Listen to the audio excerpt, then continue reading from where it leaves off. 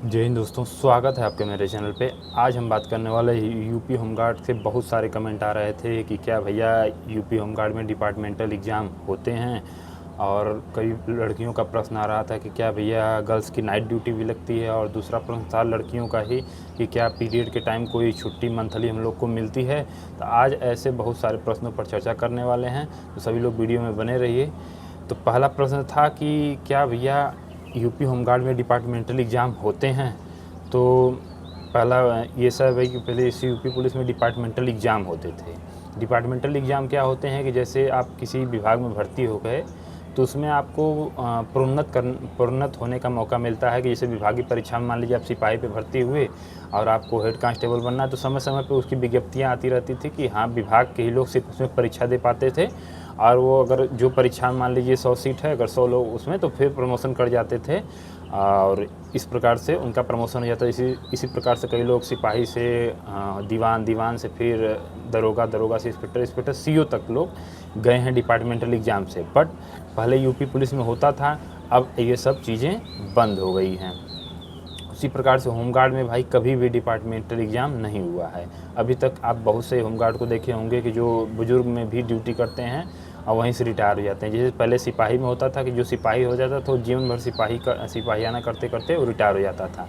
फिर बाद में कुछ सरकारें आईं और कुछ उसमें संशोधन की, तो इस प्रकार से फिर यूपी पुलिस में जो कांस्टेबल होता है वो लगभग मिनिमम दरोगा या इंस्पेक्टर तक प्रमोशन होके जा सकता है। लेकिन इस प्रकार की व्यवस्था यूपी होमगार्ड में नहीं है कि आप प्रमोट करते जाओगे।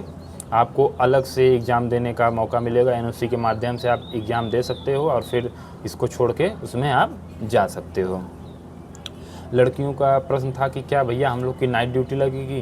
तो लड़कियों की देखो, अभी तक तो मैंने कहीं भी ऑब्जर्व नहीं किया। हाँ, विशेष परिस्थितियों में आपकी ड्यूटी रात में लग सकती है, बाकी वैसा कोई कारण नहीं है कि लड़कियों की रात में ड्यूटी लगे। अभी तक तो 90% लगभग हर डिस्ट्रिक्ट में लगभग दिन में ही ड्यूटी लगती है गर्ल्स की यूपी होमगार्ड में, तो ऐसी कोई घबराने वाली बात नहीं है। तीसरा प्रश्न था लड़कियों का कि क्या भैया हम लोग को पीरियड के टाइम मंथली छुट्टी मिलेगी। तो हाँ, बिल्कुल मेरी बहन, बिल्कुल छुट्टी मिलेगी, क्योंकि ये आप ही की नहीं, ये सभी पूरे विभाग में हर जगह यूपी पुलिस कांस्टेबल में हो या दूसरे विभागों में भी तो इस प्रकार की छुट्टियां मंथली मिलती हैं गर्ल्स को। क्योंकि ये भाई एक समस्या है उनके लिए, एक दिक्कत है, प्रॉब्लम है, तो इसमें छुट्टियाँ लगभग मिलती ही हैं। क्या अगला प्रश्न था, क्या यूपी होमगार्ड में जॉब लगने के बाद यूपीएसआई में एज में और मार्क्स में छूट मिलती है। तो नहीं भाई, यूपी पुलिस कांस्टेबल में अगर आपको अगर 2 या 3 साल जॉब कर लेते हैं तो यूपी पुलिस कांस्टेबल में आपकी 5% रिजर्व हो जाती है और आपको एज में भी छूट मिलती है। लेकिन ऐसा यूपी दरोगा में, ऐसा यूपीएसआई में ऐसी कोई व्यवस्था नहीं है कि अगर आप होमगार्ड की जॉब कर लिए तो आपको मार्क्स में और एज में छूट मिलेगी। इस प्रकार की कोई व्यवस्था नहीं है। और एक बहुत बड़ी अपडेट निकल के आ रही है कि क्योंकि अभी तक होमगार्ड पीआरडी होमगार्ड जवानों का जो है अग्निशमन विभाग यानी फायर सर्विस में अभी तक ड्यूटी नहीं लगाई जाती थी। लेकिन जो ये भर्ती आ रही, इस भर्ती के बाद जो ये भर्ती आ रही, जो इसमें नए लोग आ रहे हैं, तो इसमें से कुछ लोगों का प्रतिनियुक्ति पे यूपी फायर सर्विस में भेजा जाएगा।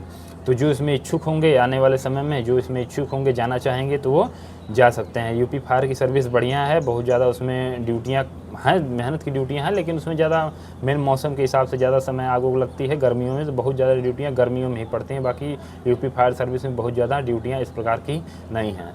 तो उम्मीद है जानकारी आपको पसंद आएगी। अगर आपका कोई प्रश्न है तो कमेंट बॉक्स में पूछ सकते हैं। जय हिंद।